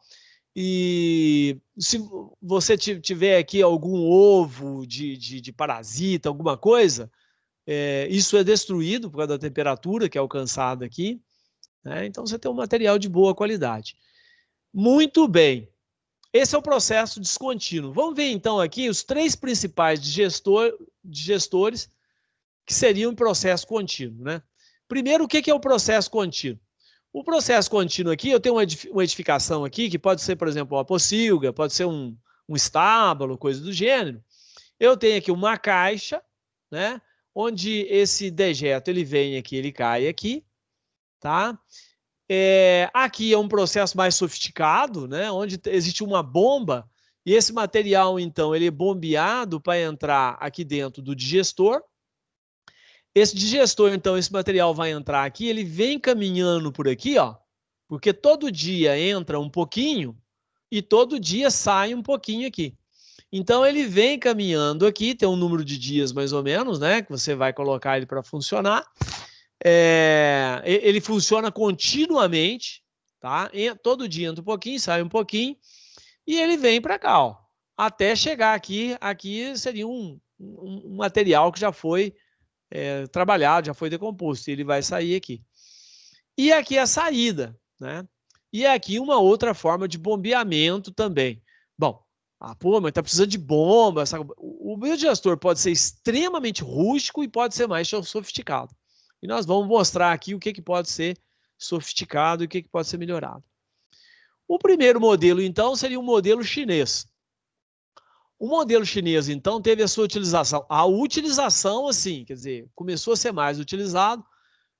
O biodigestor foi inventado ali em 1900 e tal. O primeiro patenteado foi em 1920. E aí, desculpe, o modelo foi bolado em 1920 e patenteado em 1930, lá na China. Então, ali que foi o maior início da utilização, rapidamente ele foi bem popularizado, né? A característica do modelo chinês, ele tem uma cúpula fixa de alvenaria. Nós temos aqui a cúpula, e essa é uma vantagem, porque alvenaria é barato, né? E então é feito. Aqui, basicamente, é o digestor. Nós temos a câmara de entrada, tubulação de entrada. Um dos grandes problemas, é que essa tubulação ela pode entupir, tá? Aqui eu tenho a descarga, geralmente isso aqui é 3 vezes maior do que a entrada, também tem a tubulação de saída, que também pode entupir, né?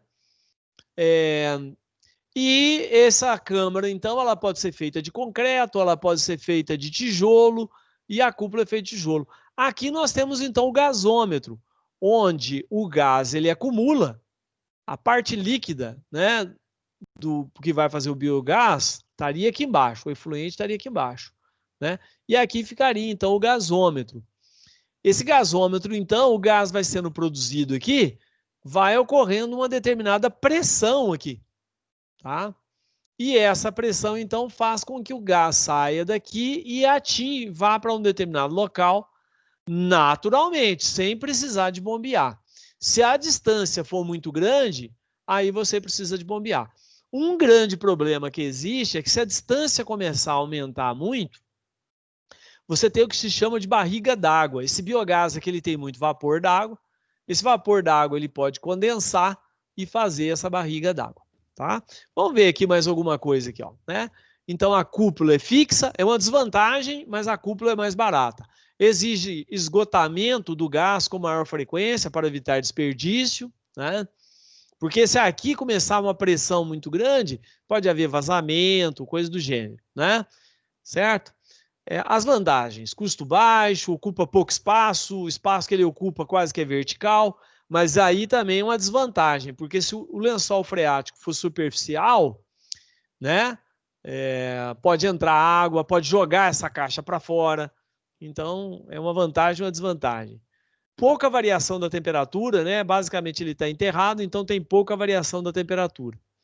As vantagens em entupimento, precisa de solos profundos, né? Mais apropriado para a produção de biofertilizante do que biogás. Isso aqui é mais apropriado para produzir biofertilizante do que propriamente o biogás. Por causa da dificuldade dessa cúpula aqui, que é a vantagem do modelo indiano, né? Vamos então falar do modelo indiano. O modelo indiano começa mesmo na China em 1937. A Índia, 78 mil unidades implantadas, né? Até 1978. Nós vimos ali que hoje a Índia tem quase 150 mil unidades, não é isso? Ele funciona como um gasômetro. Então vamos entrar especificamente aqui, ó. Veja bem, ele é muito parecido com o modelo chinês. A diferença é que ele tem essa tampa aqui, ó, que funciona como um gasômetro. Essa tampa ela pode ser de metal, ela pode ser de fibra de vidro, ela pode ser de vários materiais, né? Então, o que acontece? Você tem esse cano aqui que vem no meio, que ele retira o gás a partir daqui. E aqui funciona como um gasômetro. E olha que interessante, você pode colocar aqui em cima um lastro. Esse lastro pode ser de ferro fundido, você pode colocar ferro, você pode colocar pedra, você pode colocar terra. Então, o que acontece? Essa tampa ela tem um peso maior e ela pressiona o gás. Então, eu tenho pouco gás aqui, eu ponho um lastro maior, esse gás tem pressão para sair, algo que não ocorria aqui.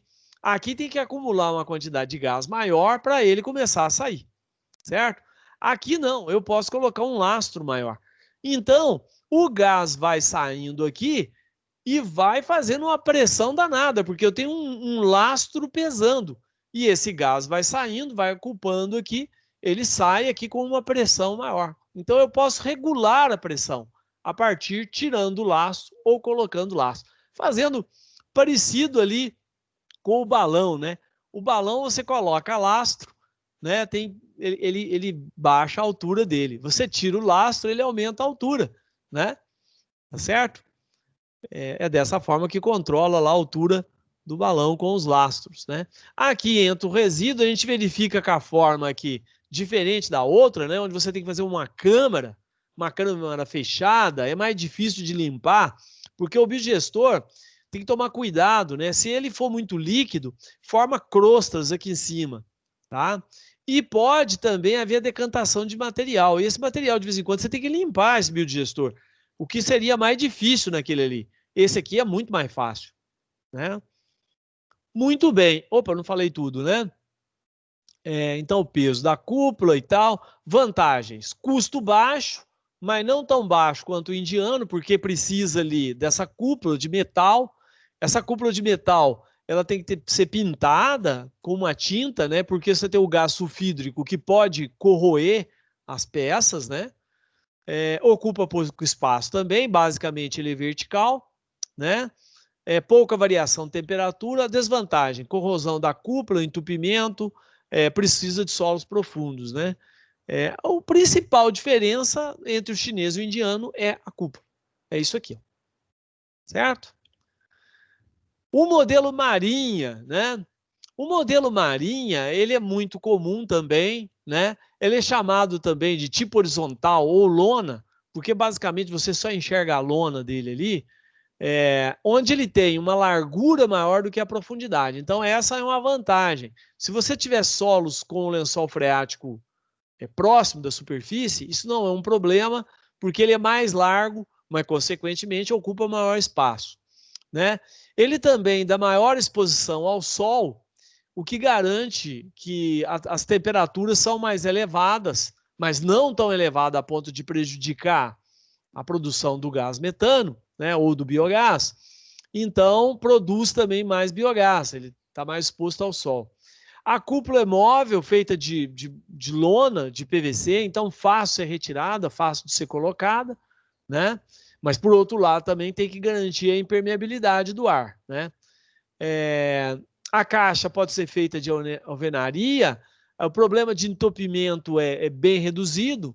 Então, as vantagens: custo baixa, área de exposição ao solo, não precisa de solos profundos, pouco entupimento, fácil limpeza.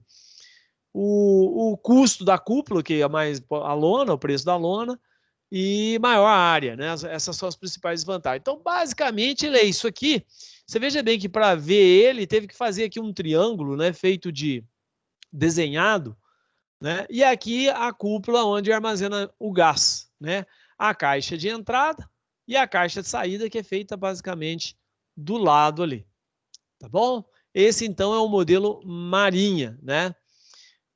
A operação de carregamento do biodigestor, né? Então, vamos lá. A quantidade, você precisa de ter ali o efluente mais ou menos ali com 90% com água, né? É necessário tratamento prévio da água utilizada para a diluição.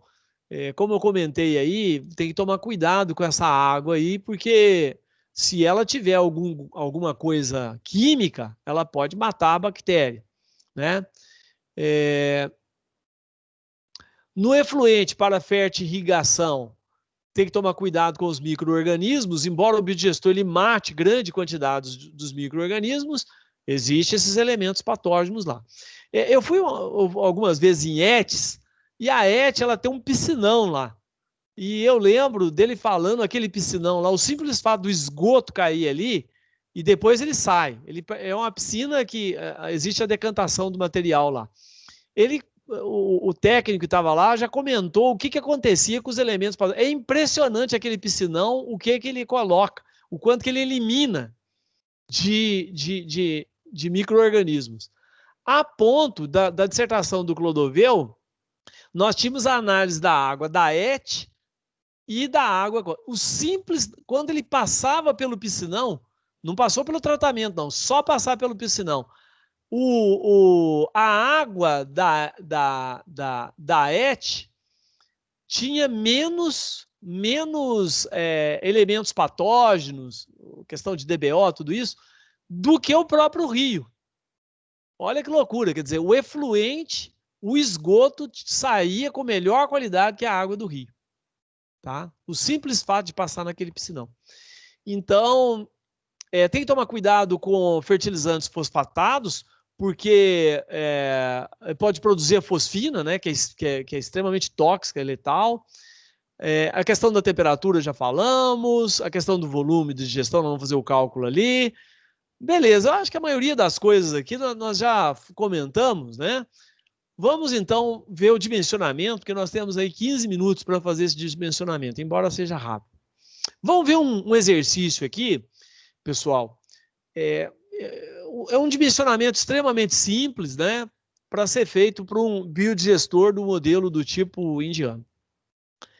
Dimensionar um biodigestor modelo indiano para uma pequena propriedade rural, contendo 10 bovinos de corte. Os animais pastejam durante o dia e são recolhidos no final do dia. Então, eles ficam à noite confinados.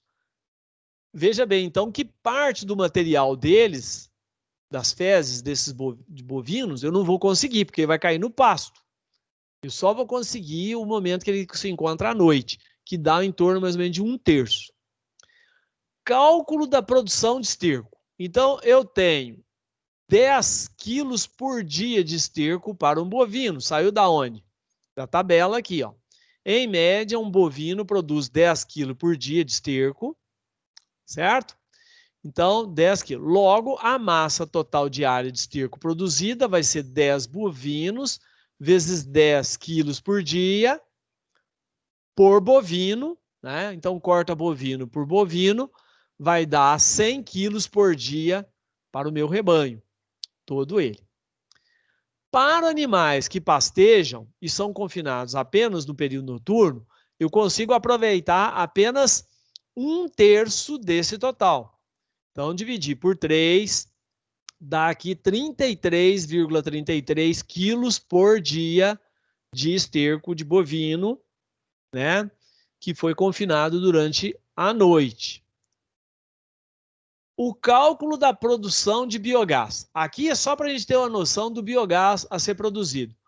Também lá da tabela 8.11, eu tenho aqui que o bovino de corte, ele produz 0,04 metro cúbico de biogás por quilo de esterco, tá?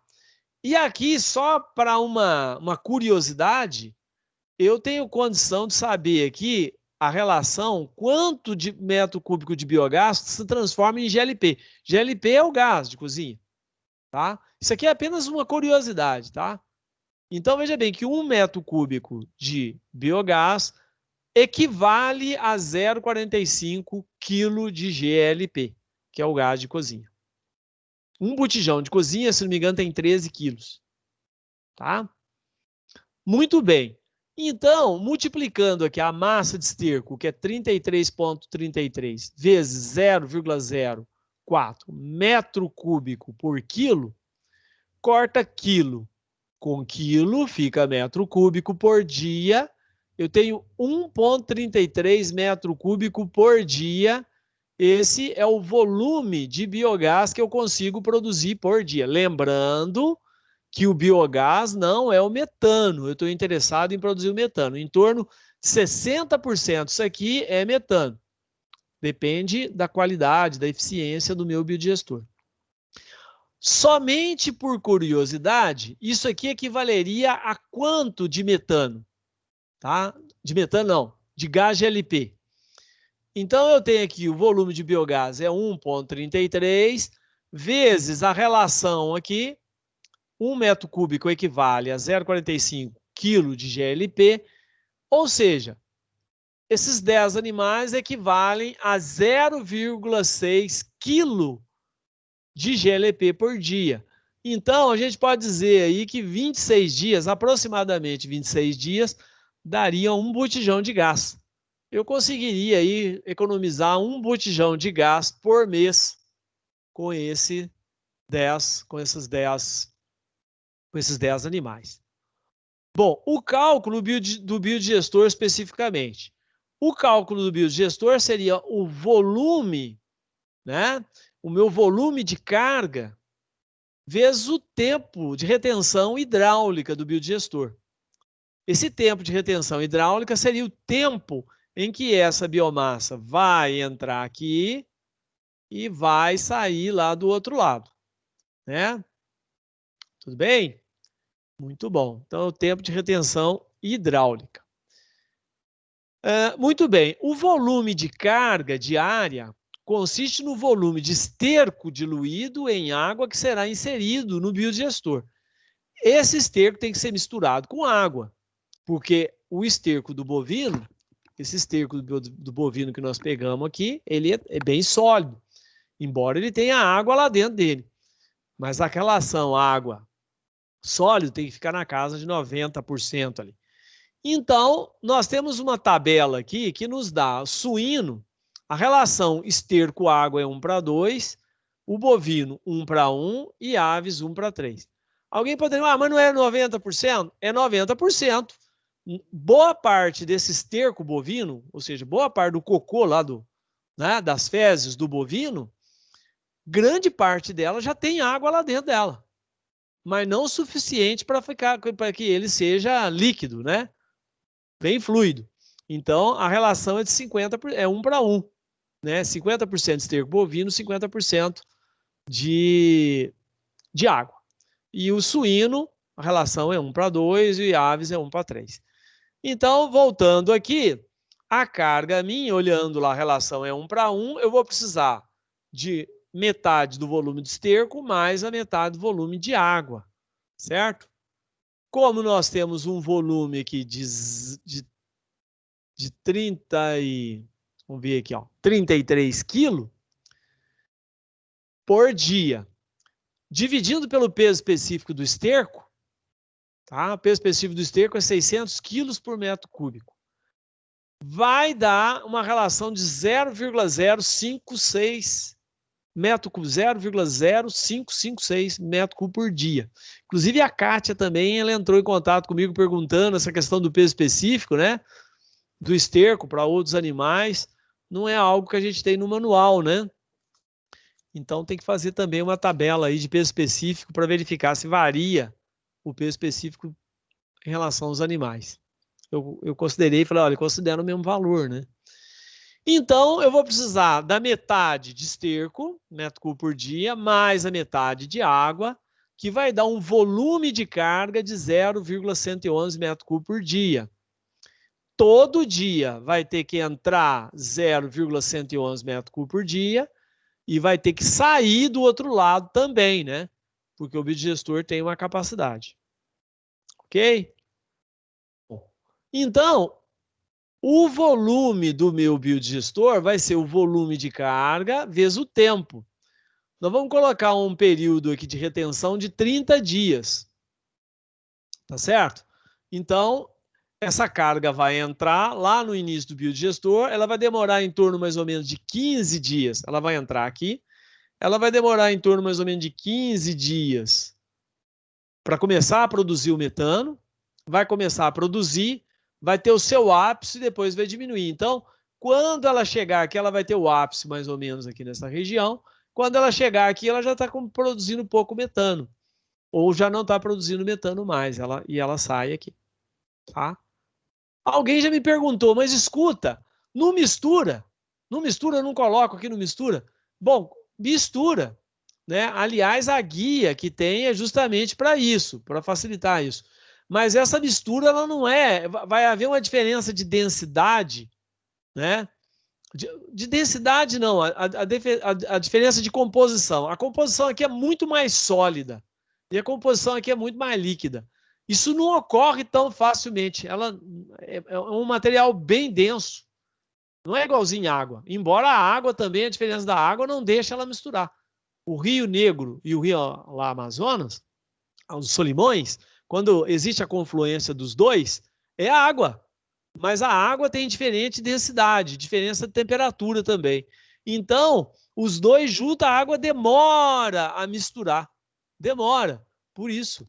Então, veja bem que a própria água ela não mistura com tanta facilidade. Agora, você pensa bem um dejeto que tem diferença de tamanho, onde aqui as partículas são maiores, aqui são menores. A temperatura também é diferente. Aqui é a temperatura ambiente, aqui é a temperatura já havendo a fermentação, né? Então, isso não ocorre de forma tão fácil, tá?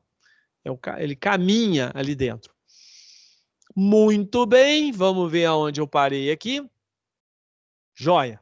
Então, achei aqui o volume do meu biodigestor. Meu biodigestor multiplicado por 30, ele tem que ter 3,33 metros cúbicos, certo? Supondo a altura de 1,5, tá? Não é bom ter um biodigestor muito raso e também não é bom ter um biodigestor muito profundo. Isso dificulta depois para fazer a limpeza. Então, imaginando que seja 1,5, eu tenho que a área da base, imaginando que esse biodigestor meu é um cone não, um cilindro, né? Eu tenho que a área da base é πd ao quadrado dividido por 4. A altura é 1,5. Isolando o diâmetro, o volume eu já tenho, então é o volume dividido pela área, é o volume dividido por π vezes 4 dividido por h e tira a raiz. É isso aqui, ó. Eu vou ter um diâmetro de 1,68. Tem que tomar cuidado também com o diâmetro, que se for um modelo chinês, aquela cúpula é uma dificuldade construir ela, né? Ela é uma cúpula feita de tijolo, tá? Para não precisar usar concreto armado, coisa do gênero, aquela cúpula não pode ser um diâmetro muito grande, senão você não consegue fechar ela, senão ela fica cá, né? Muito bem, então essa seria a dimensão aí do meu biodigestor, 1,68 por 1,50, né? O cálculo da caixa de entrada. A caixa de entrada, geralmente, ela é cilíndrica também, considerando que ela tem uma altura de 0,5, não é isso?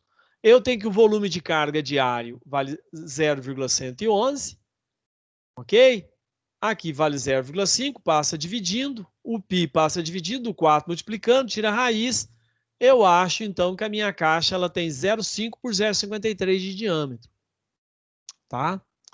A caixa de carga deverá ser construída 20 centímetros acima.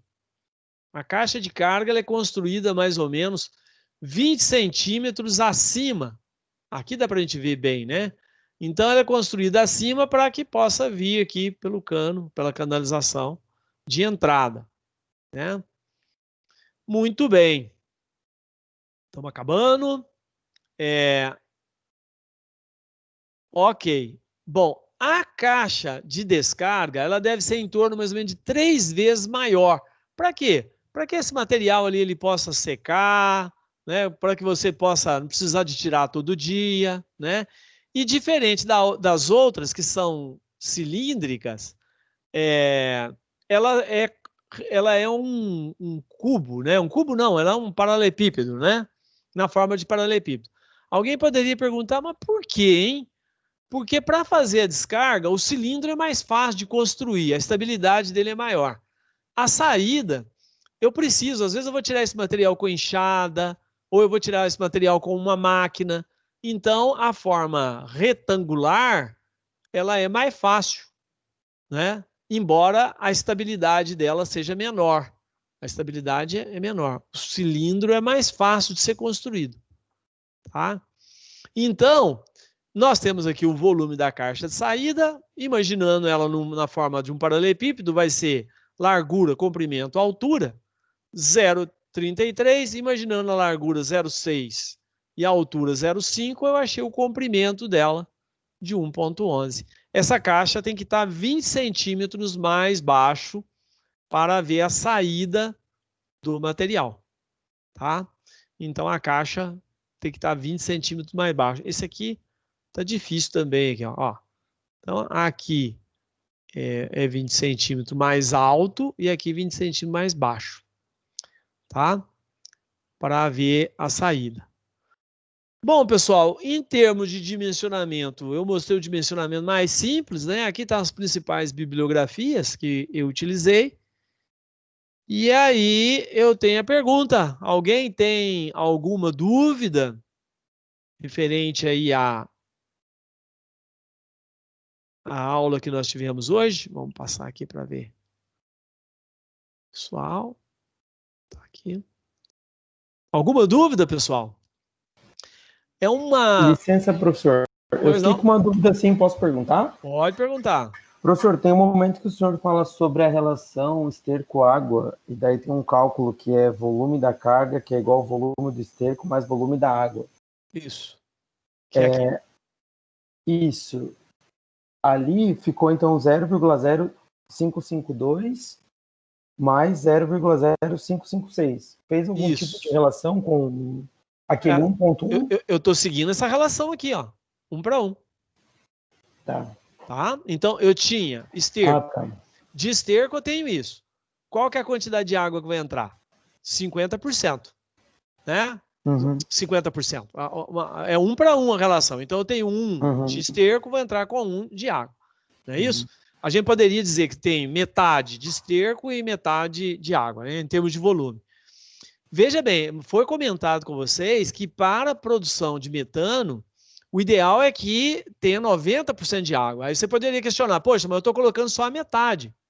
Mas você não pode esquecer que o esterco tem água dentro dele. Certo? É igualzinho nós. Entendi. Né? Dá a impressão que eu sou sólido, mas eu não sou. Em torno de 60% a 65% da minha matéria, ela é água. A criança, 90% é água. Então, na Constituição já tem água. Por isso que essa relação é 1 para 1. No de suíno é 1 para 2, ou seja, então aqui ficaria 0,056. Se fosse suíno, eu teria 2 vezes isso. Tá bom. Tá? E Obrigado. na ave, o cocô né? As fezes da ave é mais seco ainda, né? Então, precisa colocar 3. A proporção é 3 de água. Obrigado, Okay? professor. Valeu, valeu. Pessoal, mais alguma dúvida? Dúvida sobre a lista? Boa parte dos exercícios lá da lista e da pergunta tá aqui. Nós tratamos hoje, né? Desse material. Deixa eu ver a carinha de vocês aí. Vitória, Eduardo, Luca, Caroline, Gustavo. A turma tá aí toda animada, né? Tem que estar animado mesmo, pessoal. Todo mundo com saúde, né? Mais alguma pergunta, pessoal? Se não houver, eu vou parar a gravação. Posso parar a gravação? Não tem mais pergunta? Acho que tranquilo, professor. Beleza, então. Então, joia. Pessoal, só, né, para a gente finalizar, assim, como a gente viu ali, a área é imensa. A área é uma oportunidade muito gigantesca para a área rural, né? Quanta coisa é jogado fora, né? É desperdiçado e quanto pode ser aproveitado, né? O problema é que é uma área ainda em desenvolvimento, né? Diferente de outras áreas que você tem um conhecimento técnico, por exemplo, a área de hidráulica. A área de hidráulica ela é milenar. Os egípcios já usavam a hidráulica. Então, o domínio é muito maior. É muito mais fácil. Você tem já coeficientes conhecidos, você já tem. A parte da biomassa, ela não é só água, ela envolve um monte de material. Então, um monte de animais, né? Também, um monte de processo. Então, algumas áreas estão sendo iniciadas, basicamente, né? E essa eu acho que é a grande dificuldade do biodigestor. Vocês sabem ali que na região de Itaipu existe um projeto lá de implantação de biodigestores. É uma região que tem muito biodigestores. Tanto é que um dos vídeos, eu acho que está na lista de exercício, é lá, né? Então, já está desenvolvendo. Mas o dimensionamento, né? O dimensionamento mesmo total do biodigestor e o manejo de um biodigestor não é uma coisa muito fácil, né? Não é algo muito fácil de dominar, tá certo? Mas é algo que vai crescendo ao longo do tempo, vai havendo um aprendizado, né? E hoje o que se tem é muito mais do que tinha na minha época, por exemplo, né? Que eu estudei. Muito bem, então eu vou parar a gravação aqui. Muito obrigado pela presença de todos. Opa! Parar a gravação aqui.